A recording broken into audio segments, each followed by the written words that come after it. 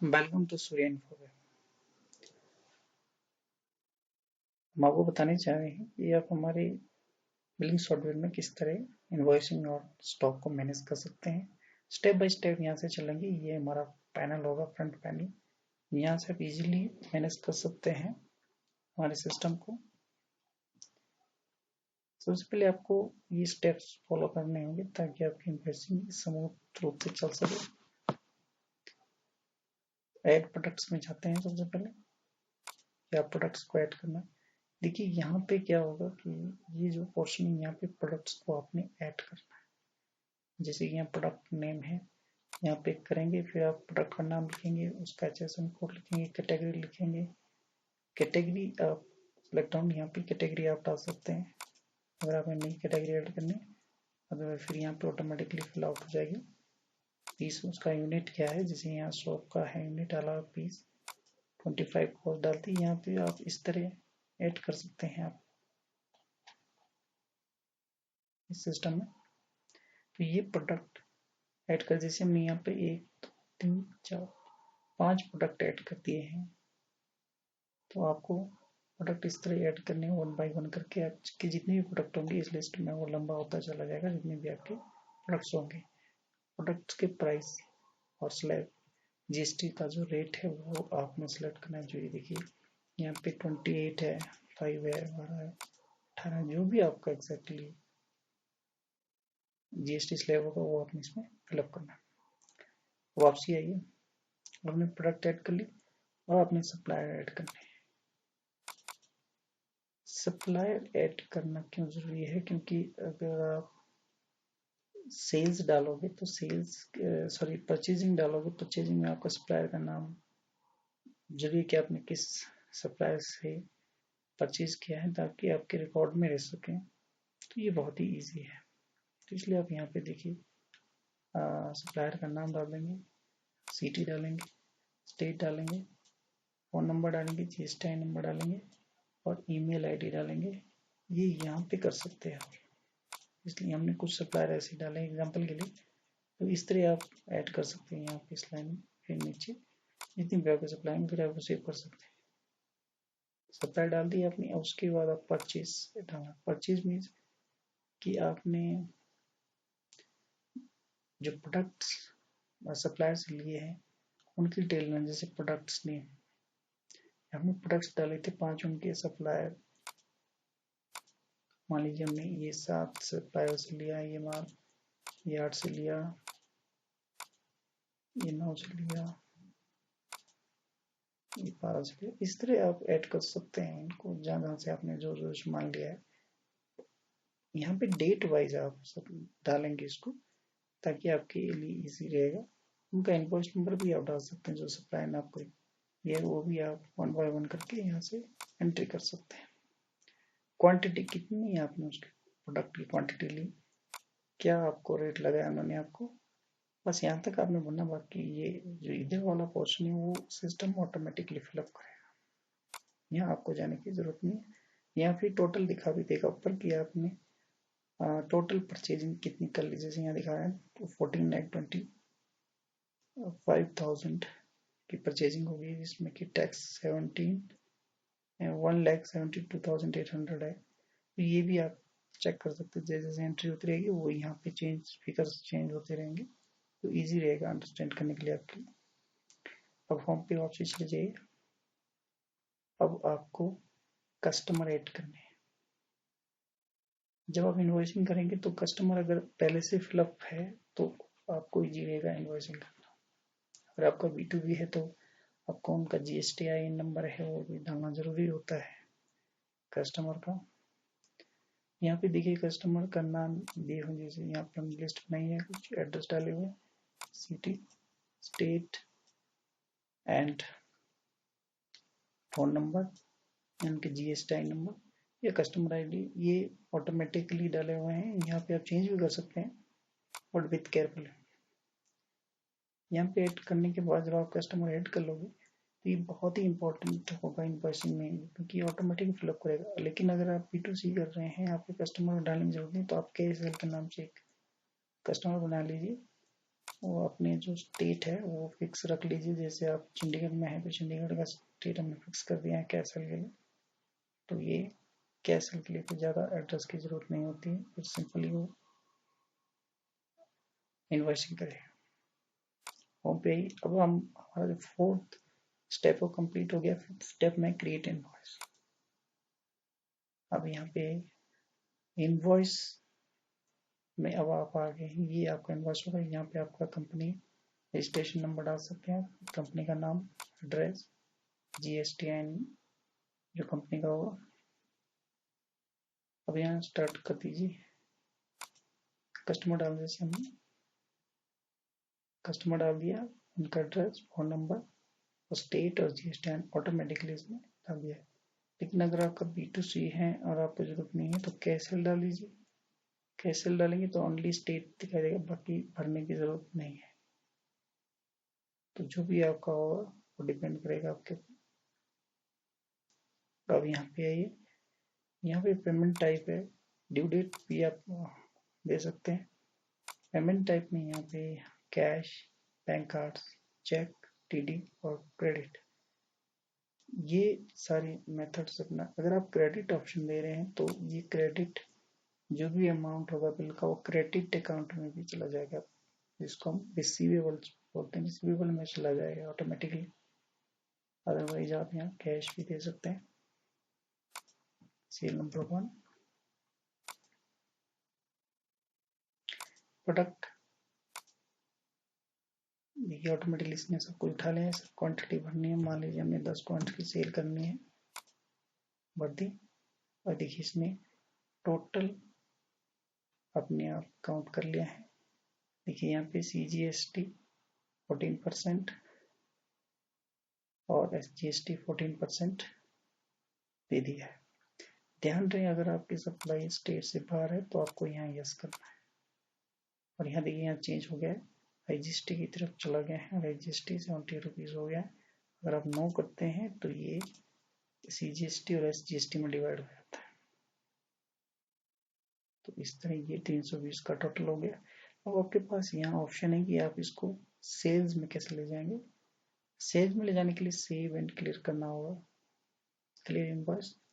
ये ऑटोमेटिकली फिर ये सेल्स अकाउंट में चली जाएगी। सेल जो भी आपके 320 रुपये की है पूरा डिटेल कस्टमर का ऑटोमेटिकली वहाँ पे फिलअप हो जाएगा। आप यहाँ इस इनवॉइस को PDF में भी सेव कर सकते हैं। तो आपको सेव इससे पहले करना होगा, आपको ये सेव एंड क्लियर से पहले जब आप ये ऑप्शन ऑप्ट करेंगे तो आपका इनवॉइस PDF में सेव हो जाएगा।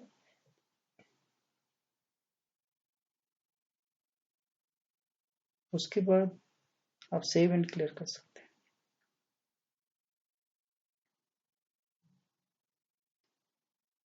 जब आपका सेव एंड क्लियर हो जाएगा तो आपको ऑटोमेटिकली वो सेल्स अकाउंट में चला जाएगा।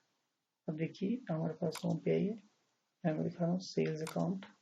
ये सेल्स है, इसमें क्या होगा कि डेट आ जाएगी जिस दिन की आपकी बिलिंग हुई है, कस्टमर ID, इनवॉइस नंबर, जो आपके इनवॉइस होंगे वो उनकी डिटेल आ जाएगी, क्वांटिटी आ जाएगी, कितना परचेज किया है, GST रेट आ जाएगा और आपका टोटल आ जाएगा। ये प्रोडक्ट की ID है, ये ऑटोमेटिकली आ गई है कि आप कौन सा प्रोडक्ट क्या यहाँ से आइडेंटिफाई भी कर सकते हैं कि कौन सा प्रोडक्ट क्या है। अगर इन फ्यूचर में आप इसको जज भी करना चाह रहे हैं कि किस कस्टमर ने कितना क्या लिया, कौन कौन से प्रोडक्ट लिए, तो भी आइडेंटिफाई कर सकते हैं डेट वाइज।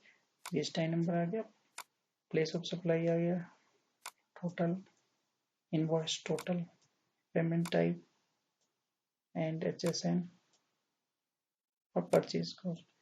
ये चीज़ें सारी परचेज कॉस्ट की जरूरत नहीं, ये ऑटोमेटिकली हो जाता है, लेकिन यहाँ तक ये चीज़ें उसने इनवॉइस जो बनाया था उसमें से उठा ली है।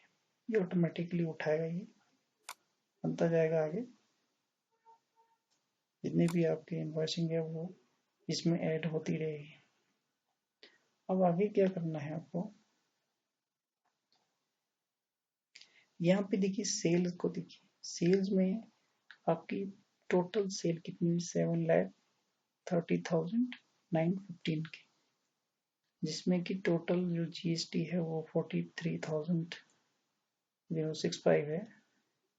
परचेज कॉस्ट जो है इसमें 4,65,680 के, जो कि उसके बाद सेल्स में से परचेज कॉस्ट जो लेस कर दिया तो 2,22,169.3 ये आपका प्रॉफिट आ गया। ये फिगर आप देख पा रहे हैं यहाँ पे।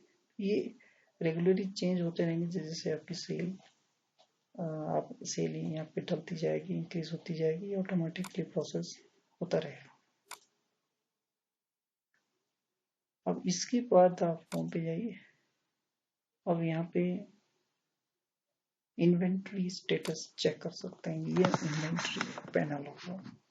यहाँ पे आप क्या कर सकते हैं, अपनी इन्वेंट्री और अपना प्रॉफिट प्रोडक्ट्स की स्टेटस चेक कर सकते हैं। जैसे यहाँ देख सकते हैं कि स्मार्टफोन 325 किए थे आपने, उसमें से 101 सेल हो गए और आपके पास 199 बैलेंस है। तो दिखा रहा है कि फाइन है, यहाँ एक्शन लेने की कोई जरूरत नहीं है। अगर और री ऑर्डर की जरूरत होगी तो आपको ये बता देगा। तो इस तरह से सेल प्रोडक्ट जब बढ़ते जाएंगे यहाँ पे ऑटोमेटिकली, यहाँ कुछ करने की जरूरत नहीं है आपको, ये ऑटोमेटिकली फिलअप होते जाएंगे जैसे जैसे प्रोडक्ट्स बढ़ते जाएंगे। प्रॉफिट प्रोडक्ट वाइज भी आप प्रॉफिट चेक कर सकते हैं कि आपका प्रोडक्ट वाइज प्रॉफिट कितना हो गया, वो भी आप यहाँ पे चेक कर सकते हैं। फिर देखिए यहाँ पे स्टॉक कितना है आपके पास, 2245। स्टॉक की वैल्यू कितनी है, 9,59,320 जो आपके पास स्टॉक अवेलेबल है। प्रॉफिट आपका 2,22,169। 5 प्रोडक्ट है। प्रोडक्ट आपके 1000 भी, 2000, 15,000 जितने भी हो सकते हैं वो यहाँ पे टोटल ऑटोमेटिकली काउंट कर देगा। ये यहाँ पे ऑटोमेटिक एंट्री, यहाँ सिर्फ आपको देखना है कि क्या कुछ हो रहा है, कौन से प्रोडक्ट की क्या जरूरत है, वो यहाँ पे चेक कर सकते हैं। अब देखिए GSTR1 B2C के लिए, ये GSTR1 भी ऑटोमेटिकली इसमें बन जाता है। जैसे आपकी परचेजिंग होती जाएगी यहाँ पे ये डिटेल देता जाएगा कि 12 के रेट में परचेज होने के साथ साथ ये यहाँ पे एंट्री करता जाएगा ऑटोमेटिकली स्लैब वाइज। फिर उसका टैक्स वैल्यू कितना है वो ऑटोमेटिकली यहाँ पे सेव कर लेगा। उसका प्लेस ऑफ सप्लाई भी ऑटोमेटिकली उठा लेगा कि प्लेस ऑफ सप्लाई का है, आपका बाहर भी हो सकता है कहीं भी हो सकता है। फिर टोटल वैल्यू ऑटोमेटिकली कैलकुलेट कर देगा। फिर आप इस GSTR1 को gst.gov.in की वेबसाइट पे लॉग इन करके आप उसमें अपलोड कर सकते हैं और अपना GSTR1 फाइल कर सकते हैं। यहाँ पे GSTR2 भी अवेलेबल है अगर आप B2B बिजनेस कर रहे हैं। उनके लिए क्या होगा कि यहाँ GSTIN नंबर ये ऑटोमेटिकली उठा लेगा। इनवॉइस नंबर जो आपकी सेल होती जाएगी उसका इनवॉइस नंबर यहाँ पे ऑटोमेटिकली आता जाएगा। Date, invoice value, place of supply और आपका रेट और टैक्सेबल वैल्यू और टोटल कर देगा जितना आपको टैक्स पेएबल बनता है तो वो यहाँ पे निकाल देगा। यहाँ इनवॉइस का टोटल कितना होगा, कितने इनवॉइस है ये ऑटोमेटिक, नंबर ऑफ रिसिपेंट कितने हैं वो सारा कुछ यहाँ पे बता देंगे। B2B वालों के लिए, अगर B2B बिजनेस है आपका, B2C है तो आपका अलग होगा। पर्सन होम पे आइए तो यहाँ से आप इस तरह हमारे इस सिस्टम में आप वर्क कर सकते हैं। अब मेन और इम्पोर्टेंट चीज और है इसमें हमारे पास रिसीवेबल। रिसीवेबल में क्या होगा कि आप अपने अगर कस्टमर्स को क्रेडिट में दे रहे हैं तो आप उनका डिटेल या मेंटेन कर सकते हैं। जब आप इनवॉइसिंग कर रहे हैं उस वक्त आप क्रेडिट ऑप्शन देते हैं। देखिए मान लीजिए यहाँ पे पेमेंट टाइप में क्रेडिट का ऑप्शन है। अगर आप ये क्रेडिट ऑप्शन देते हैं तो जो इनवॉइस की वैल्यू होगी जैसे 320 है तो ऑटोमेटिकली वो रिसीवेबल में चली जाएगी, यहाँ पे आ जाएगी, टोटल अमाउंट में आ जाएगी और दिखा देगा कि ये बैलेंस अमाउंट है, इस कस्टमर का है, ये डेट है, इनवॉइस डेट है, ये इनवॉइस है तो यहाँ पे फिर आप पेमेंट अगर उनकी आती है, आप यहाँ पे पेमेंट डाल सकते हैं। जैसे मान लीजिए उनकी 5-6 हज़ार रुपये पेमेंट आ जाती है, तो देखिए बैलेंस जो माइनस कर देगा, अब जो बैलेंस ड्यू है वो माइनस हो गया। पहले अगर मैं देखिए पहले कितना था, 1,44,447 था, इसमें से मैंने 5,000 माइनस कर दिया, 1,39,447.25 यहाँ डेट डाल सकते हैं जिस दिन पेमेंट हुई है।